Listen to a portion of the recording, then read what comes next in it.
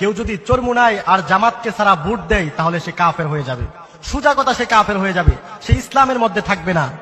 কারণ এদেশে দুইটা ইসলামী দলই আছে একমাত্র হক পথে, সেটা হচ্ছে চরমুনাই আর জামাত। কেউ যদি বিএনপি কে ভোট দেয় তাহলে সে জান্নাতে যেতে পারবে না। সুতরাং ডিসিশন যারা ভোটে দাঁড়িয়ে ভোট নির্বাচনে প্রার্থী হয়েছে তারা তো কেউই সৎ নয়। আল্লাহ হেদায়েত দান করুন। তাহলে আমাদের করণীয় কি? ভোট কি দেব কি দেব না? জি, ভোট দেওয়ার ক্ষেত্রে দেখবেন যে ভোট দিলে ইসলাম এবং মুসলিমদের, যে দেশে বাস করছেন সেই দেশে মুসলিমদের বৃহৎ স্বার্থ ভোট দেওয়াতে রয়েছে না ভোট বয়কট করা রয়েছে।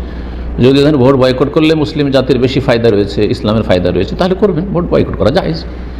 কিন্তু যদি দেখেন যে ভোট বয়কট করলে দেখা যাচ্ছে যে আরও খারাপ লোকগুলি চলে যাবে বা খারাপ দল যেটি ইসলাম বিদ্বেষী, ইসলামের শত্রু দল, সেটি চলে আসবে, তাহলে তখন ভোট দেবেন। ভোট দেওয়ার ক্ষেত্রে যারা নির্বাচনে ইলেকশনে দাঁড়িয়েছে, প্রার্থী হয়েছে, তারা প্রায় সব অসৎ। আপনি যদি বলেন কেউ সৎ নয়, হতে পারে কেউ সৎ আছে, তবে সবাই একই স্তরের নয়।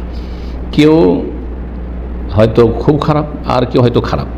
সুতরাং নাইমামাতে কানামামা ভালো, ওইগুলোর মধ্যে